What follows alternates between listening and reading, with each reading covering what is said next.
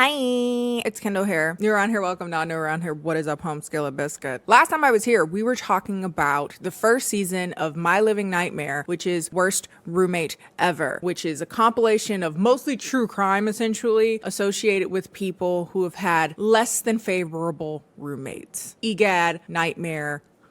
Nightmare fuel. The thoughts of a mother coming in and saying, hey, let's be roommates, and then don't pay rent and then don't leave. Truly stuff that my nightmares are made of. I watched the first season, was upset, made a video. Now we're on the second season, also still upset, making another video. Also, I made a video on the spinoff, which was Worst Ex Ever, and that's what kind of catapulted this whole thing. So check out those last two videos if you'll want to. They're all very infuriating. You're welcome.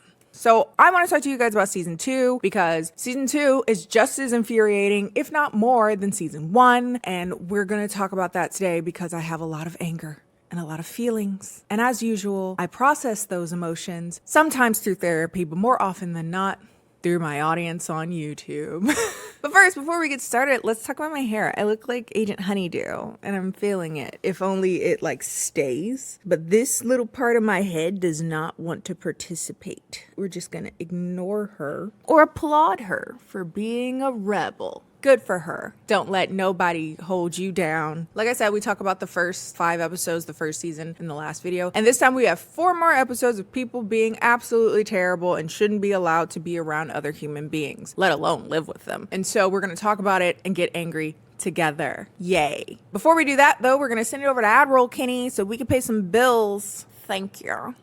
Hello everyone, this is Admiral Kennie, and today's video is sponsored by Lalo, my personal favorite adult toy brand that really aligns with my philosophy that to love others, you gotta learn how to love yourself a little bit.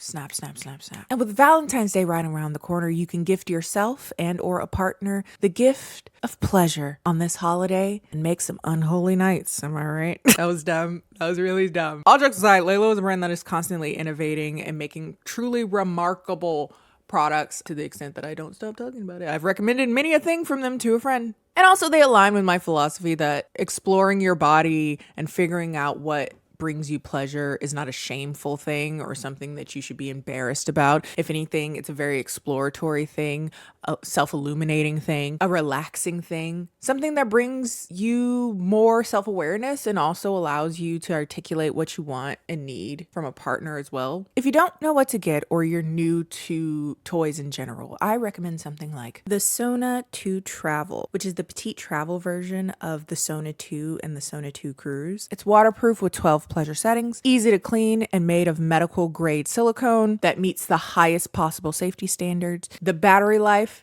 much like any other product I've gotten from Lalo, is absolutely insane. Also, it's very cute. This eyeshadow combination would bust. Compact, comfortable to hold, packs a wallop. So if you would like to check out Lalo this holiday season, feel free to click on the link down below and use my code JDVDAY15 for 15% off. Big thanks again to Lalo for sponsoring today's video. Now let's get on to the debauchery. I like this eyeshadow combination. It's very...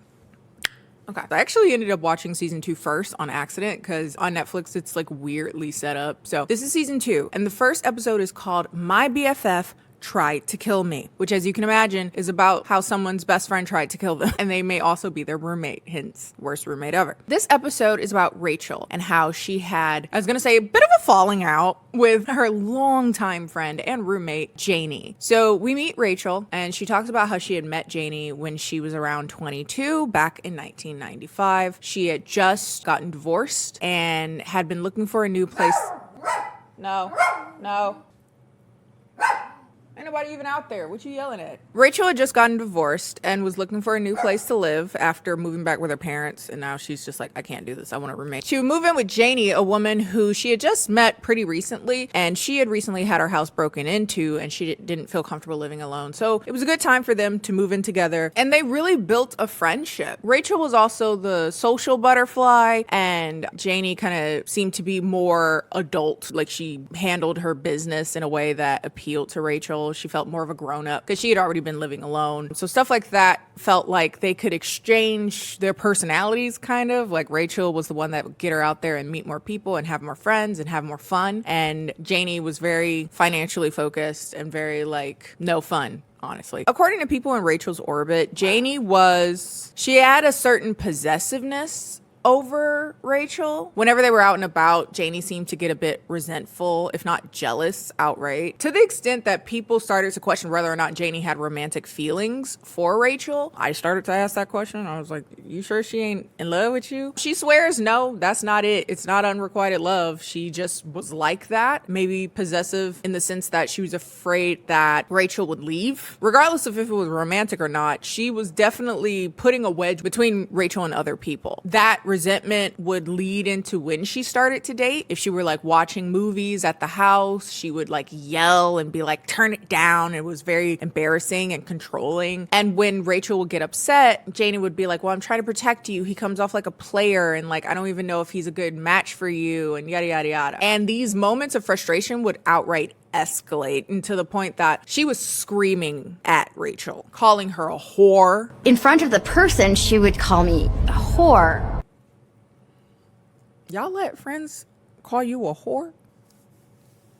In front of other people, no less. Calling her a whore. Like she meant that shit. Not like, oh, you such a little hoe. Come on, girl. Do it. Do your hoe shit. No, you're a slut. I don't know. Y'all let your friends talk to y'all crazy. Okay. Again, they would somehow make up and their friendship was able to progress beyond this for many, many years. They were friends for like 20 years before the events of this episode really kick off, which is wild. About 14 years into their friendship in 2010, Rachel would hurt her back really badly. She was working as an EMT, as a paramedic, and when she hurt her back, she couldn't work. So she was just kind of at home and at the mercy of Janie. She couldn't contribute financially. She couldn't move, really. And if that weren't hard enough, she would find out soon during this time that she was pregnant. She would say that the father would, quote, opt out. So it was now at the point that she entirely depended on Janie to get her through her pregnancy and just like day-to-day life and financially take care of her. She would have her son, and her son is conversationally nonverbal and autistic. So he requires a certain level of attention and therapy and care. So the first thing that she did after she had her son was put a pretty large life insurance policy on herself in case something were to happen to her, and she would give that money to Janie. Rachel would throw out her back again during delivery. So she needed to get surgery. It would seem that Janie in this time, there's one thing to help with the kid, right? There was another thing to basically act like it's your child. She would go to like things that parents would go to because Rachel physically couldn't move. And when she could start going to them, she noticed that she kind of talked as if she was the child's parent, and she's not. Also, because of her back pain, she would end up going through several surgeries. And because she trusts Janie so implicitly, she would allow her to administer medicine so that she wouldn't abuse it and overuse it. She wanted to be as responsible as possible. And throughout each of these surgeries, she would end up being essentially bedridden for quite a while and had Janie essentially raising her child because she physically couldn't. Janie would also end up getting government assistance for the child as well, to the degree that it ended up becoming like a major amount of income for her. Within 3 years, Rachel would have 7 back surgeries. And again, Janie would be looking over her medication, making sure that she didn't duplicate medication and get really like in a dangerous place with it. Then one day she gets a letter in the mail and it informs her that Janie was suing her for custody of her child. Bitch, what? She calls Janie. She's like, are you suing me for custody of my child? And she's like, yeah. And hangs up. She calls the police. She's like, this bitch trying to kidnap my baby. And they're like, well, Janie has a protective order against you. And she's like, what do you mean? I've had 85 million surgeries. Who the am I going to beat up? Who am I going to fight? But it doesn't stop there, because good old police always there to help people in their time of need. Because not only did they do nothing to look into whether or not Janie was telling the truth about the kid, they basically say because she has a protective order against you that you did not know about, but she has a protective order against you, she gets to keep your baby. And she said, what? Because I too would go, what? Child Protective Services will be called to the house. Apparently, Janie had been claiming to Child Protective Services and authorities in general that Rachel was addicted to her pain meds and therefore was abusing her child and negligent of her child. However, luckily, within a few moments of meeting with Rachel, social services or police officers, whoever was talking with her, decided, wait, she didn't even tell us you had surgery. She said that you were just on opiates and just playing with opiates. She was like, no, I've had 7 surgeries. So they were like, something's weird with that. And eventually within 10 days, they give her the kid back. Now, after this big thing, as you can imagine, it would be very hard to live around Janie when you just tried to kidnap my baby. So Rachel and her son move into a family shelter. It wasn't an easy time, especially for a child, because any child would struggle with that, but especially because he had so much therapy that he needed to do and so much attention that he needed, he started to regress a lot. Then here comes Janie trying to apologize, saying to move back home and yada, yada, yada. And she really didn't have anywhere to go. So eventually Rachel would move back in with Janie. He missed her because that's, one of his parental figures at this point. So she decided to go back. I know, baby. I cried too. Rachel would have another surgery and Janie was tasked with checking on her wounds. And because it's back surgery, she can't see the wound. So she's trusting Janie to let her know if there's any infections, if the wound is looking okay, caring for it, applying antiseptic or whatever. She would always say, it looks good.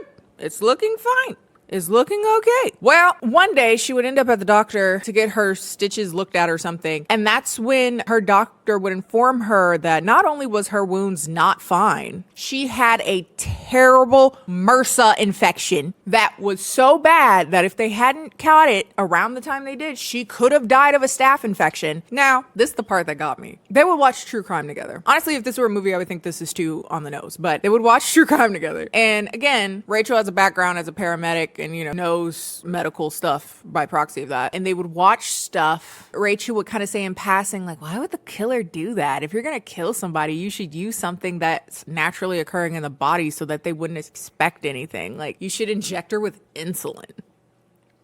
Janie was like, oh, you don't say. Scribble, scribble, scribble. And then, lo and behold, in June 2019, Rachel would wake up in the hospital after being admitted for an incredibly low blood sugar level on the brink of death. Luckily, she would pull through. Her friends would come and visit her, and they would say it was weird. Janie was weird because she seemed like kind of annoyed that you survived. And Rachel's like, well, no, like I've been friends with this person for 24 years at this point. She's just socially awkward. It's fine. And like, yeah, we've had our problems, but like, nah.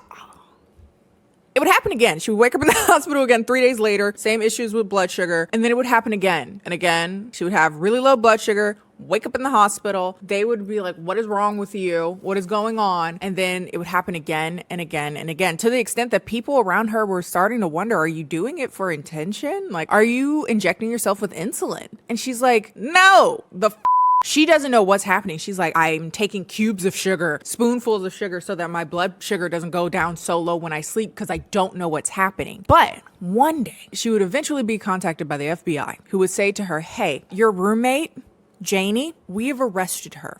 And we have arrested her for trying to purchase Versa on the dark web. Versa is an incredibly dangerous and deadly and resistant staph infection, worse than MRSA.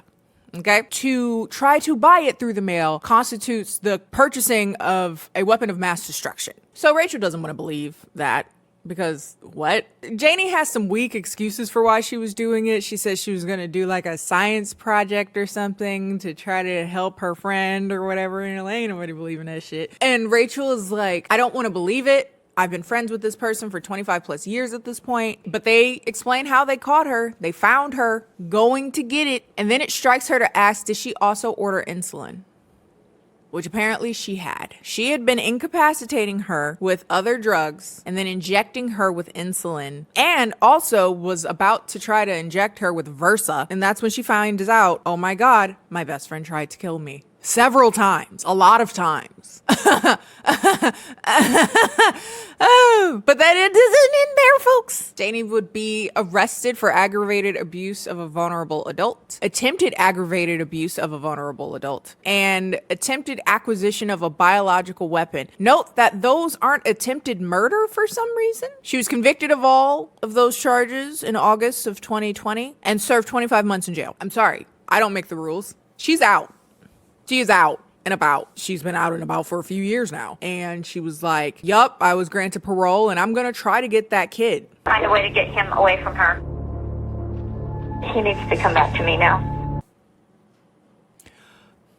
So, but Rachel's still alive, last I heard, living with her kid and being happy with her kid. And good luck, I guess. Good old American justice system. Love that. Okay. Next episode, Housemate from Hell. This one is the story of Anita, a woman who put her home on Craigslist for roommates. Essentially, she was a businesswoman in the desert area of California and like Coachella Valley area. And she had gotten on harder financial times. And so she had this house that she was in and she wanted to get a few roommates to help support the bills, right?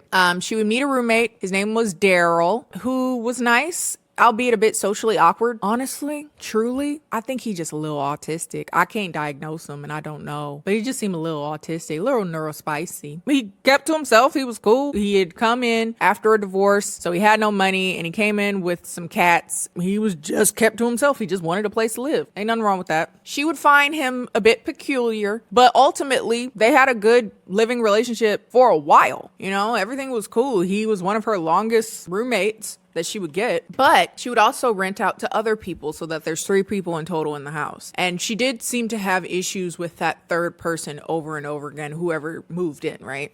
There were people that tried to squat, people that were belligerent, some to the extent that police officers had to be called. It would usually end with police officers telling her the protocols to evict, and we talked about that in the last season, why it's a double-edged sword. Is obviously there to protect people's rights in living in their home, but sometimes people abuse it and end up abusing people in the process, and they can't be kicked out because they have certain rights in the home. But overall, the only tenant that wasn't an asshole was Daryl, which is why this is really f***ed up. She gets a new tenant again. It's the 3 of them, Anita, Daryl, and she would let this guy move in named Scott. Scott was educated. He was clean cut, just this really like handsome, tall, gay lawyer who overall seemed very respectable. And Anita seemed to really like Scott because she could socialize with him, which is something that she was never really able to do with Daryl. So they were able to build some camaraderie and closeness that had maybe eluded her prior to that. But Daryl would notice very quickly Scott was weird. He would barge into his room, look in, and then shut the door fast as hell to startle his cats. He would come in and knock shit off of his wall for some reason and then run out of the room. He starts stealing light bulbs out of the porch light. What? He started taking the shower head off the shower and stealing that, and the cleansing tablets out of the toilet. He would also vomit and defecate in the bathtub several times, and any of these things that went awry, he would blame it on Daryl. And Daryl would be like, I have never done those things. I have lived here for a while. I have never done those things. This move in. Who do you think did it? But she did not believe Daryl because she really liked Scott. Scott was very convincing. He was a lawyer or training to be a lawyer or something, whatever. Scott would also accuse Daryl of planting cameras, particularly in the bathroom, to watch other people while they're naked. And he said that he was putting microphones in there too. And though that doesn't make no sense, because again, you've been living with Daryl all this time and you ain't never had any problems, suddenly she's like, yeah, Scott is right. I think Scott is right. You are a weirdo. To such an extent that he convinced her to kick Daryl out. They start locking him out of the house. And at least in this situation, luckily, police are like, hey, you can't do that. He lives here. You can't just lock him out of the house. Now,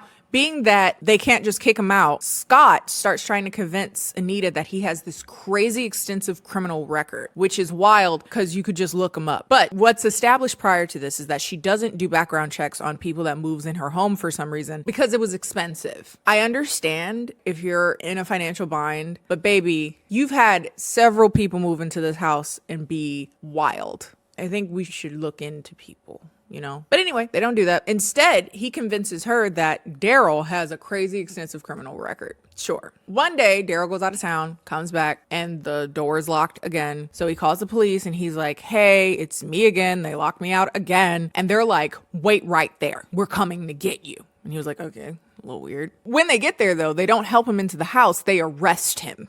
And he's like, what? Why are you arresting me? And they said, well, you know what you did. And he's like, I do not. What are you talking about? Anita Scott had gone to the police and said Daryl had abused Anita, robbed them, threatened crime against them with the intent to terrorize. If you followed other iterations of this show, y'all may remember the correlation with people calling police for help and then ending up arrested themselves. This falls in line with that particular milieu, little social correlation we keep noticing with people going for help and then ending up in a bigger bind than they should have been in. Good old American correctional system. Love that. So he was put in jail and he didn't have $150,000 for bond. So he was facing 2.5 years in prison for abusing an elderly person or something. So then the documentary goes back a little bit and interviews a person who once lived with Scott, a different roommate of his. A few years prior to this, he had lived with a woman who said everything was great at first, but we started to notice there was a temper there. If she asked him to pay for the things that he agreed to pay for, suddenly he's very irate and lawyer-like. I will see you in court. Very belligerent and scary. He would also clean out her liquor cabinet. She was like, I had a lot in there and it was just gone. She feared that he would try and hurt her dogs. He ate their other roommate's birthday cake. And then after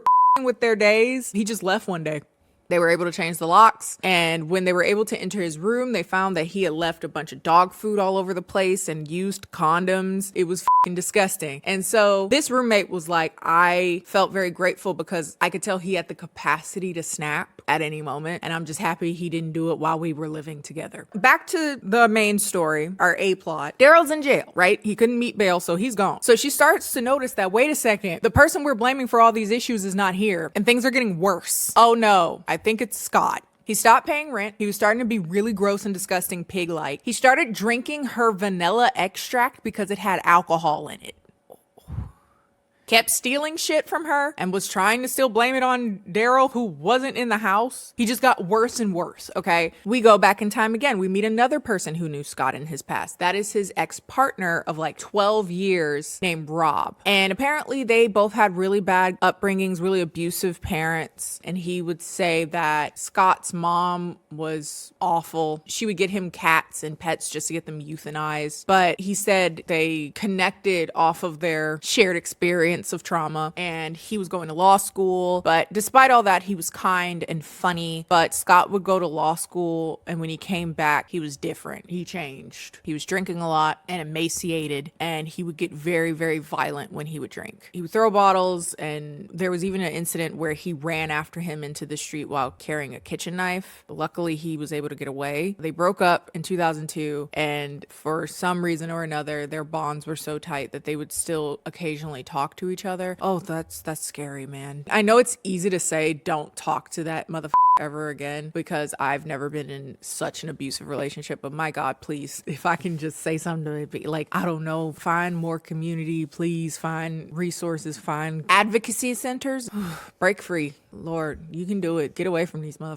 Oh no, like it's bleak. Don't do it. Whew. Anyway, back to Anita. Scott is getting more and more violent, and she realized she made a mistake by lying on Daryl because now she's left alone with this maniac. Eventually, she would end up telling her son and a friend that she had lied to the police about Daryl, and they said, if you don't tell the police that you lied, we're never talking to you again. You need to get that man out of jail. Good on them, because what the that was up. So she goes to police and she said, I lied. That man is not a problem. I'm so sorry. And I guess she just don't get in trouble for that because they don't really talk about it. But I was just like, you just able to get a motherfucker in jail for like 3-4 months? And yeah, I'm sorry, lied. Like, what the but anyway, there's a quote in there that's, I believe she felt bad because if she didn't, she wouldn't have told them that she lied. Bitch, I don't give a if I'm sitting in the jail cell for 4 months because I don't know. Forgiveness is a complicated river to ride on or whatever. But anyway, Daryl gets released. He was in there for 100 days, had lost his job. Now he had no place to go. And he just wanted to get his stuff from the apartment and leave. So he goes there with an officer. He did notice that Anita and Scott don't seem to be all chummy anymore. Daryl does claim that he felt that Anita was sorry for what she had done. Then he would go to try to get his cats. And Scott would tell Daryl that Anita had his cats euthanized. What is with people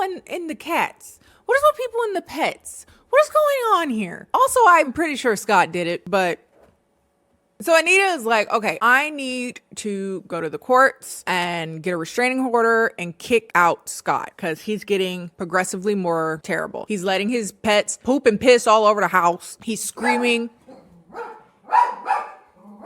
He was screaming, throwing things, getting more and more violent. And the judge would give them an order to stay 5 meters away from each other.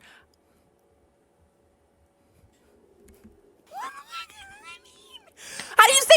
Okay. And his dogs had to leave, but he could stay. So Anita's son recommends that she start recording his belligerent behavior and their living conditions so that she can use it if she needs to go to the police and like insist that this man is impossible to live with and he's very dangerous, especially as they were coming to serve papers to him to evict him that day. When she gets home, he had locked her out of the house and she calls the police and they're able to get her back in. But she's like, hey, can you like chastise him for that? And they were like, nah, we don't do that. We don't protect and serve.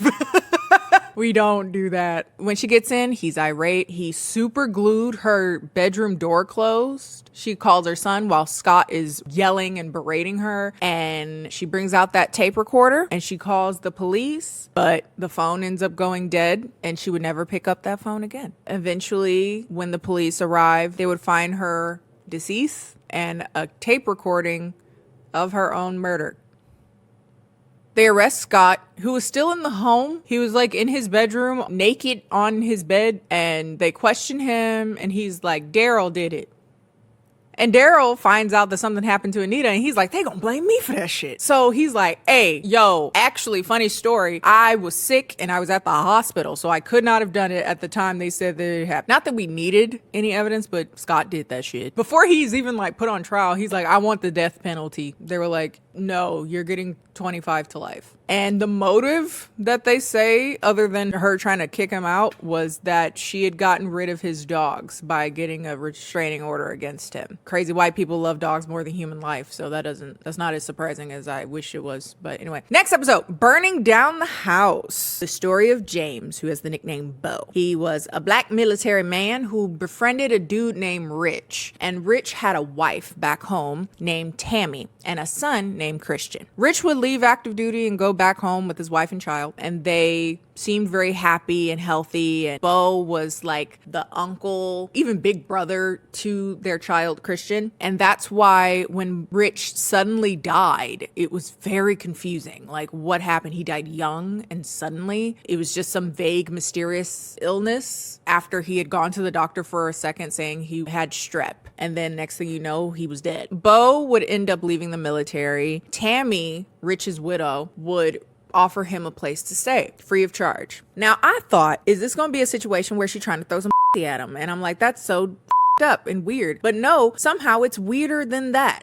Because what? They move in together. There's no romantic anything. They're just roommates. And he would help again with the child, Christian, like a little brother. And also, he was the closest thing to a father figure that he would remember, really, because his father, Rich, died when he was so young. Now, Tammy wasn't a great mom. She would leave her kid alone a lot, actually, making those around her concerned that she was just absent a lot from her child's life, choosing instead to be with her new boyfriend. She was also drinking a lot. Sometimes her and Bo would drink together, and one night they would drink together and he would pass out. And he said he passed out after not even having one drink, which was strange. He couldn't walk, and Christian would find him sprawled out in the bathroom, just on the floor. They called the ambulance, and luckily he would survive, but he never quite understood what had happened to him at first. We turn back time a little bit. Let's talk a bit more about Tammy and Rich's relationship. They were having problems in the months leading up to his death. He would tell his mother 2 weeks prior to his death that he wanted a divorce from Tammy. His mother wouldn't even find out that he died from Tammy. She would find out from some coworkers that her son was dead.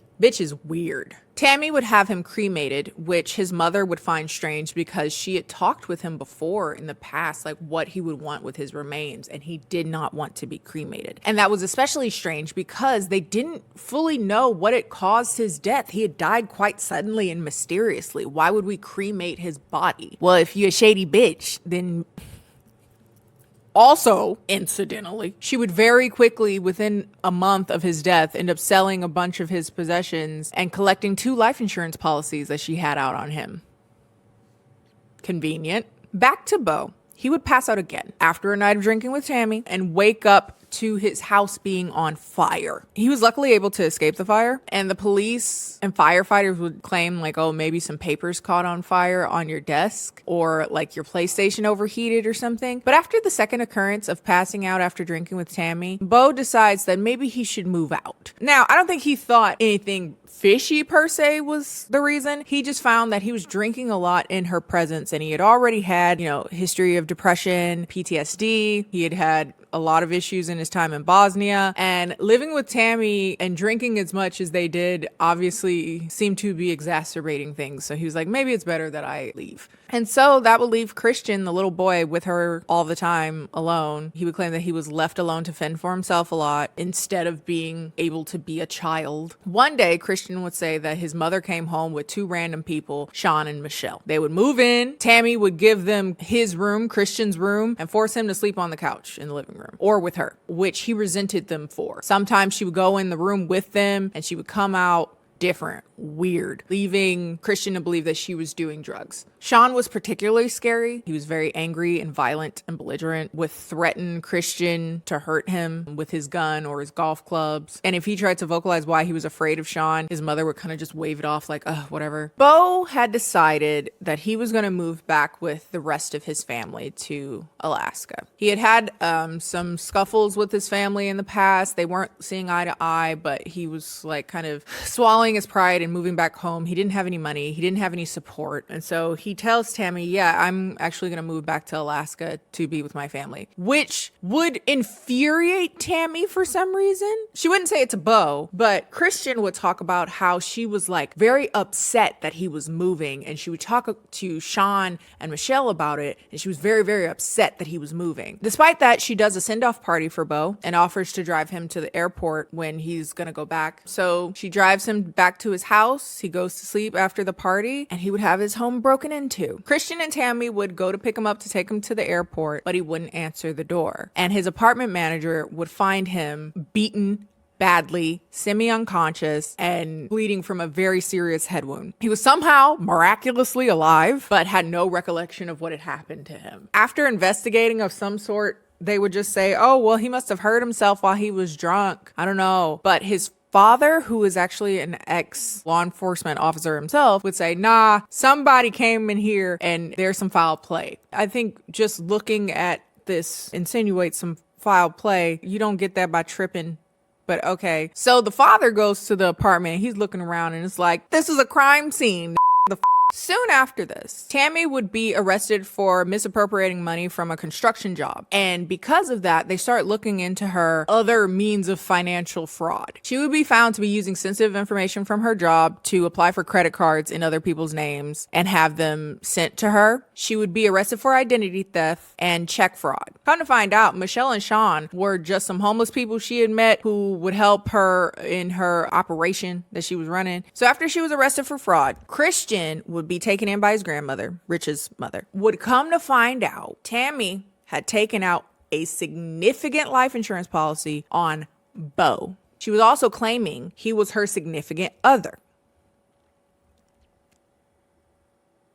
She's like, what? Those two are not dating. And he's also had several close calls in the last few months or a few years or something. I think she was trying to kill Bo. And I also think she probably had something to do with my son dying mysteriously. And we just got to get him cremated. That's what he wanted. No, it wasn't. So she goes to the financial fraud people and she's like, I have some evidence that she tried to kill Bo and she probably killed my son. So they start looking into her a little bit more. Come to find out, Tammy had gone to her brother and asked for help to try to kill Bo. She told him that her plan was to knock him out with GHB and she would try to kill him and she wanted his help. He said, no, you crazy bitch. And when he said no, she went to Sean and Michelle, who were some people who did drugs that she had met in the drug circus, because she also did a lot of drugs. And that's why she was very adamant that he doesn't go back to Alaska, because if he goes back to Alaska, we can't kill him. And if we can't kill him, we can't collect on our insurance policy that he doesn't know that we have on him.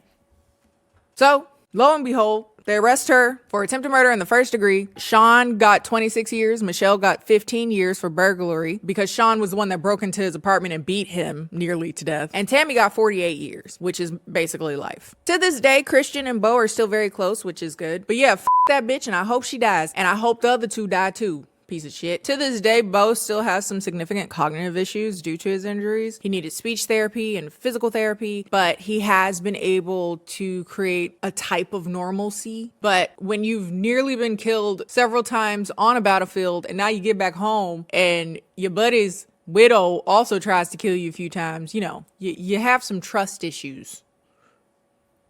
So, last but not least, we have Lethal Landlord. This is incredibly dystopian. It's a particularly post-social media type of crime situation because the episode begins with teens finding a dead body on the beach and posting it to TikTok.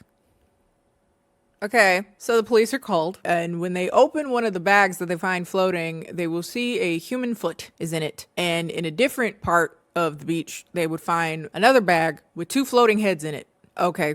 The two deceased were Austin and Jessica. They were a couple that had fallen on hard times, had struggled a lot with sobriety. They had done a lot of drugs, particularly meth. They would do treatment, come out of treatment, and find it very hard to stay sober. And they would be homeless oftentimes because of that. So a lot of times they were just trying to find a place to lay their heads. And they would eventually move in with like a friend of Austin's mother's family, friend of a friend or whatever, named Michael. And Michael was an old man. He kind of looked like Santa Claus, unassuming, just kind of like a doofy old man. But as we've learned in the episodes thus far, looks are deceiving. And this was definitely one of those cases. We meet a woman named Shelly who had stayed with him, Michael, as an Airbnb at one time. She was in town interviewing for jobs and just needed a place to stay for a little bit while she did that. She said he was nice. He was very conversational, very fun to talk to, very welcoming. He had a little pet chihuahua and she thought that was very cute because she had her own dogs and they would like walk their dogs together and they became quite friendly even. But one night, one of his dogs got loose and was unfortunately hit by a car and the dog would die. Understandably, that would really rock you. Like, the sheer thought of that happening to my russet makes me literally want to burst into tears right now. Like, I cannot. So I get it. I get how hard that must have been. And grieving is strange, sure. His methods of grieving were still peculiar. Mainly that he would go to sleep with the dead body of the dog for several nights in a row. And Shelly, who is a psychiatrist by trade, was trying to have a lot of empathy and consideration for his grief. But damn. Eventually the dog will start to decay and he couldn't let it go. So he just put the body in the freezer. And during the month that she stayed there, that as far as she knows, the dog still there. Okay. Shelly's father would have a series of health issues that would result in her having to leave to go to Kansas, and she had no one to look after her dogs. And so she ended up letting her dogs be babysat by him. Dog sat, I should say, by him. One thing was true. He was a dog lover.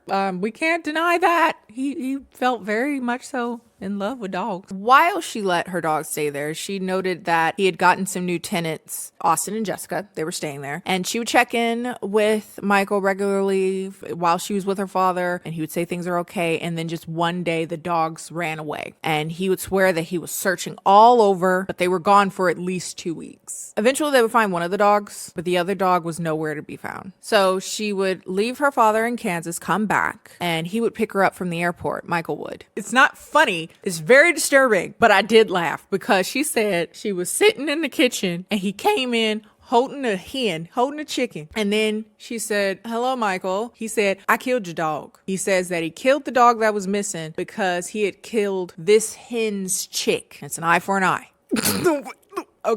Okay. Not that you needed to be a psychologist to be very aware of how disturbing and dangerous this situation would be, but she does say like, hey, I'm aware that this man is very volatile and I need to stay as calm as possible to stay safe. And so she asked, okay, where did you put the dog's body? He said that he and Austin buried the cremated remains of the dog. And she said, okay. And so she got an Uber and left. Else are you supposed? Wasn't the Silence of the Lambs? I don't know. Anyway, Austin and Jessica would say that Michael had like left the dead dog's body for everyone to see. They were so disturbed by him that they were looking to move, but they couldn't because of the pandemic. So one day, Austin's mom calls Mike and tells him that she has not been able to get in contact with Austin or Jessica for a while and she's getting nervous. And he tells her that they had moved out in a hurry and left this big mess that he had to clean up and he just had to deal with that. She was like, no, I want to call the police. I'm going to look for my child and his girlfriend. Come to find out, a few days prior to this, someone had called the police saying that they had heard gunshots and people asking for help. But when police came over, Michael just didn't answer the door. So they said, okay, no one's home. So they left. Good old American law enforcement, keeping people safe, fighting crime. Amen. Yep. There would be a witness in regards to Michael that would be taken into custody on unrelated charges. And they would find out that she was the new tenant at Michael's house. And she would give a statement saying that she had saw a body in his home and it was the body of Austin. They would arrest Mike. He would play the confused old man thing, you know, Santa Claus, white haired. I ain't do nothing, blah, blah, blah, blah, blah. But they were like, no, there's bullet holes in your walls. Ain't nobody seen them. Your cell phone is pinging off of the shores of where we found body parts. You killed these people, didn't you? And he's like, oh my God, what are you talking about? I'm a confused old man. I'm chubby and welcoming. There's no way I could have killed people and disposed of their body in such a gruesome and disturbing way. F that guy.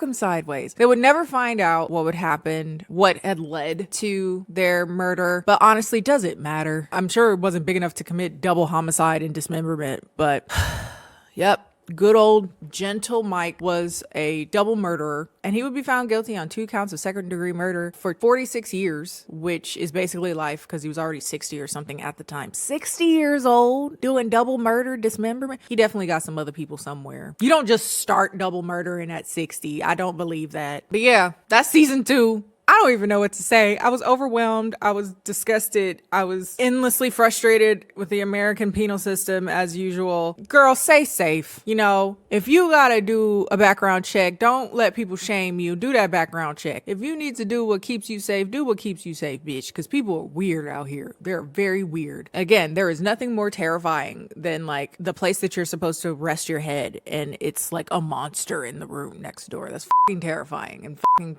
frustrating. As far as this as a documentary though, just purely as a documentary, not about subject matter at all, I do prefer Worst Ex Ever. But the fact that we were able to do 2 seasons of murderous roommates shows that this is a relationship type that we are not looking into enough overall, because what the That's all for today, folks, as the sun goes down. If you like this video, feel free to like this video. Commiserate with me. I'm very frustrated.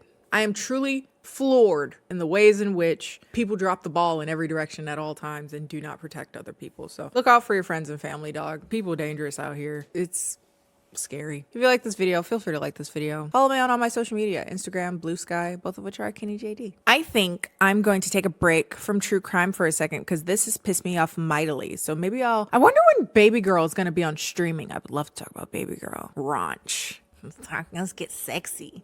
I have a lot of thoughts. Anyway, that's all for today, folks. I'll see you next time.